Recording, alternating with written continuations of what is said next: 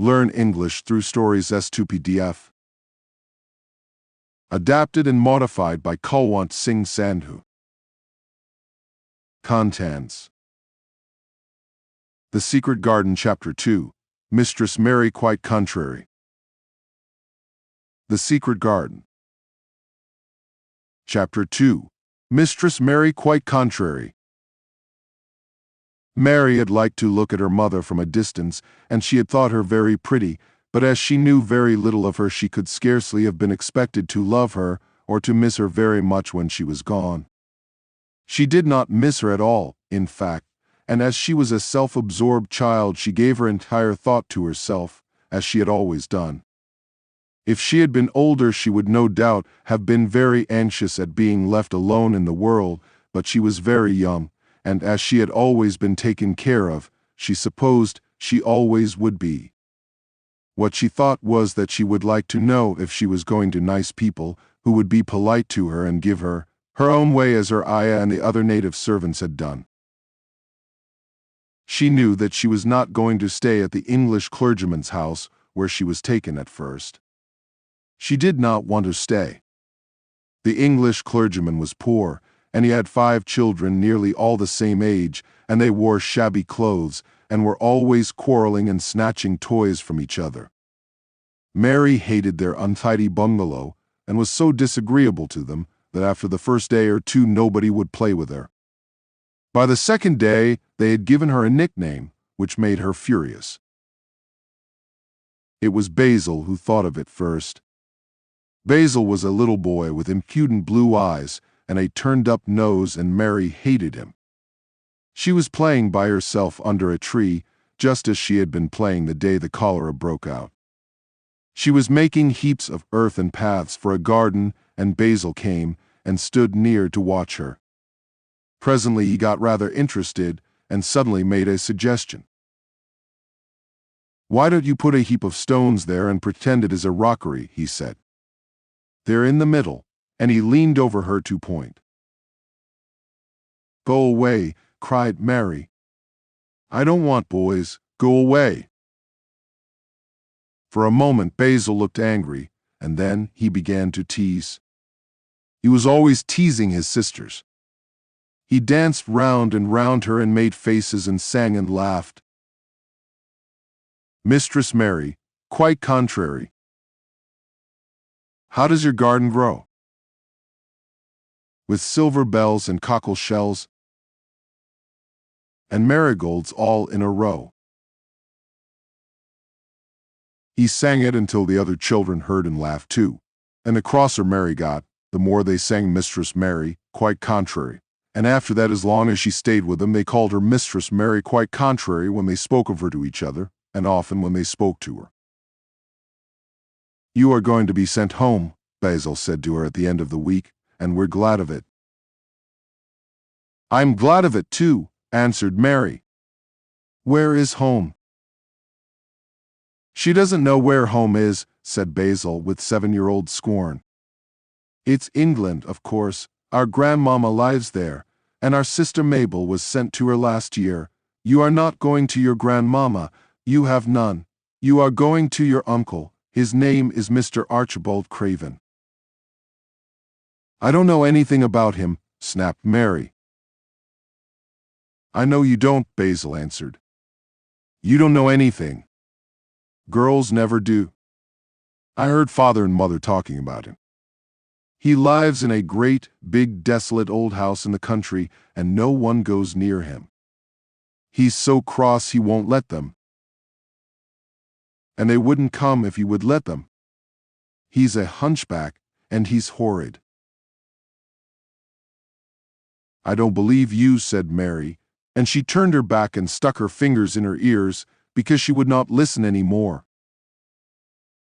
But she thought over it a great deal afterward, and when Mrs. Crawford told her that night that she was going to sail away to England in a few days and go to her uncle, Mr. Archibald Craven, who lived at Misselthwaite Manor, she looked so stony and stubbornly uninterested that they did not know what to think about her. They tried to be kind to her, but she only turned her face away when Mrs. Crawford attempted to kiss her, and held herself stiffly when Mr. Crawford patted her shoulder. "She is such a plain child," Mrs. Crawford said pityingly afterward. "And her mother was such a pretty creature. She had a very pretty manner, too, and Mary has the most unattractive ways I ever saw in a child. The children call her Mistress Mary quite contrary, and though it's naughty of them, one can't help understanding it." Perhaps if her mother had carried her pretty face and her pretty manners oftener into the nursery, Mary might have learned some pretty ways too. It is very sad, now the poor beautiful thing is gone, to remember that many people never even knew that she had a child at all. "I believe she scarcely ever looked at her," sighed Mrs. Crawford. "When her ayah was dead, there was no one to give a thought to the little thing. Think of the servants running away and leaving her all alone in that deserted bungalow." Colonel McGrew said he nearly jumped out of his skin when he opened the door and found her standing by herself in the middle of the room. Mary made the long voyage to England under the care of an officer's wife, who was taking her children to leave them in a boarding school. She was very much absorbed in her own little boy and girl, and was rather glad to hand the child over to the woman Mr. Archibald Craven sent to meet her in London. The woman was his housekeeper at Misselthwaite Manor, and her name was Mrs. Medlock. She was a stout woman, with very red cheeks and sharp black eyes. She wore a very purple dress, a black silk mantle with jet fringe on it, and a black bonnet with purple velvet flowers which stuck up and trembled when she moved her head. Mary did not like her at all, but as she very seldom liked people, there was nothing remarkable in that, besides which it was very evident Mrs. Medlock did not think much of her. "My word, she's a plain little piece of goods," she said. "And we'd heard that her mother was a beauty. She hasn't handed much of it down, has she, ma'am?" "Perhaps she will improve as she grows older," the officer's wife said good-naturedly. "If she were not so sallow and had a nicer expression, her features are rather good. Children alter so much." "She'll have to alter a good deal," answered Mrs. Medlock. "And there's nothing likely to improve children at Misselthwaite, if you ask me." They thought Mary was not listening because she was standing a little apart from them at the window of the private hotel they had gone to. She was watching the passing buses and cabs and people, but she heard quite well and was made very curious about her uncle and the place he lived in. What sort of a place was it, and what would he be like? What was a hunchback? She had never seen one. Perhaps there were none in India. Since she had been living in other people's houses and had had no ayah, she had begun to feel lonely and to think queer thoughts which were new to her. She had begun to wonder why she had never seemed to belong to anyone even when her father and mother had been alive. Other children seemed to belong to their fathers and mothers, but she had never seemed to really be anyone's little girl. She had had servants and food and clothes, but no one had taken any notice of her. She did not know that this was because she was a disagreeable child, but then, of course, she did not know she was disagreeable. She often thought that other people were, but she did not know that she was so herself. She thought Mrs. Medlock the most disagreeable person she had ever seen, with her common, highly colored face and her common fine bonnet. When the next day they set out on their journey to Yorkshire, she walked through the station to the railway carriage with her head up and trying to keep as far away from her as she could, because she did not want to seem to belong to her. It would have made her very angry to think people imagined she was her little girl. But Mrs. Medlock was not in the least disturbed by her and her thoughts. She was the kind of woman who would stand no nonsense from young ones. At least that is what she would have said if she had been asked. She had not wanted to go to London just when her sister Maria's daughter was going to be married, but she had a comfortable, well-paid place as housekeeper at Misselthwaite Manor, and the only way in which she could keep it was to do at once what Mr. Archibald Craven told her to do. She never dared even to ask a question.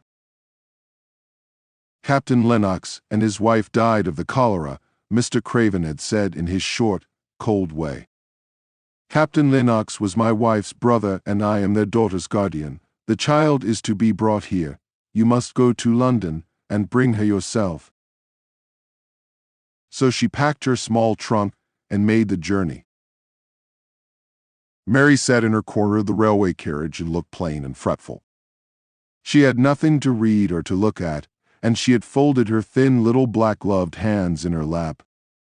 Her black dress made her look yellower than ever, and her limp light hair straggled from under her black crepe hat. A more marred-looking young one I never saw in my life, Mrs. Medlock thought. A marred is a Yorkshire word and means spoiled and pettish. She had never seen a child who sat so still without doing anything, and at last she got tired of watching her and began to talk in a brisk, hard voice. I suppose I may as well tell you something about where you are going to, she said. Do you know anything about your uncle? No, said Mary. Never heard your father and mother talk about him. No, said Mary, frowning. She frowned because she remembered that her father and mother had never talked to her about anything in particular. Certainly they had never told her things. Humph, muttered Mrs. Medlock, staring at her queer, unresponsive little face. She did not say any more for a few moments, and then she began again. I suppose you might as well be told something. To prepare you. You are going to a queer place. Mary said nothing at all, and Mrs. Medlock looked rather discomfited by her apparent indifference, but after taking a breath, she went on. Not but that it's a grand big place in a gloomy way, and Mr. Craven's proud of it in his way, and that's gloomy enough too. The house is 600 years old, and it's on the edge of the moor, and there's near 100 rooms in it, though most of them are shut up and locked. And there's pictures and fine old furniture, and things that's been there for ages, and there's a big park round it, and gardens and trees with branches trailing to the ground, some of them. She paused and took another breath. But there's nothing else, she ended suddenly. Mary had begun to listen in spite of herself. It all sounded so unlike India, and anything new rather attracted her. But she did not intend to look as if she were interested. That was one of her unhappy, disagreeable ways. So she sat still. Well, said Mrs. Medlock. What do you think of it? Nothing, she answered. I know nothing about such places. That made Mrs. Medlock laugh, a short sort of laugh. Eh, she said, but you are like an old woman. Don't you care? It doesn't matter, said Mary, whether I care or not. You are right enough there, said Mrs. Medlock. It doesn't. What you're to be kept at Misselthwaite Manor for I don't know, unless because it's the easiest way. He's not going to trouble himself about you, that's sure and certain. He never troubles himself about no one. She stopped herself as if she had just remembered something in time. He's got a crooked back, she said. That set him wrong. He was a sour young man, and got no good of all his money and big place till he was married. Mary's eyes turned toward her, in spite of her intention not to seem to care. She had never thought of the hunchbacks being married, and she was a trifle surprised. Mrs. Medlock saw this, and as she was a talkative woman, she continued with more interest. This was one way of passing some of the time, at any rate. She was a sweet, pretty thing, and he'd have walked the world over to get her a blade of grass she wanted. Nobody thought she'd marry him, but she did, and people said she married him for his money, but she didn't positively. When she died, Mary gave a little involuntary jump. Oh, did she die? She exclaimed, quite without meaning to. She had just remembered a French fairy story she had once read called Riquet et la Houppe. It had been about a poor hunchback and a beautiful princess, and it had made her suddenly sorry for Mr. Archibald Craven. Yes, she died, Mrs. Medlock answered. And it made him queerer than ever. He cares about nobody. He won't see people. Most of the time he goes away, and when he is at Misselthwaite, he shuts himself up in the West Wing and won't let anyone but Pitcher see him. Pitch is an old fellow, but he took care of him when he was a child, and he knows his ways. It sounded like something in a book, and it did not make Mary feel cheerful. A house with 100 rooms, nearly all shut up and with their doors locked, a house on the edge of a moor, whatsoever a moor was, sounded dreary. A man with a crooked back who shut himself up also. She stared out of the window with her lips pinched together, and it seemed quite natural that the rain should have begun to pour down in gray slanting lines and splash and stream down the window panes. If the pretty wife had been alive, she might have made things cheerful by being something like her own mother, and by running in and out and going to parties as she had done in frocks full of lace. But she was not there anymore. You needn't expect to see him, because 10 to 1 you won't, said Mrs. Medlock. And you mustn't expect that there will be people to talk to you. You'll have to play about and look after yourself. You'll be told what rooms you can go into and what rooms you're to keep out of. There's gardens enough. But when you're in the house, don't go wandering and poking about. Mr. Craven won't have it. I shall not want to go poking about, said sour little Mary, and just as suddenly as she had begun to be rather sorry for Mr. Archibald Craven, she began to cease to be sorry, and to think he was unpleasant enough to deserve all that had happened to him. And she turned her face toward the streaming panes of the window of the railway carriage, and gazed out at the gray rainstorm, which looked as if it would go on forever and ever. She watched it so long and steadily that the grayness grew heavier and heavier before her eyes, and she fell asleep.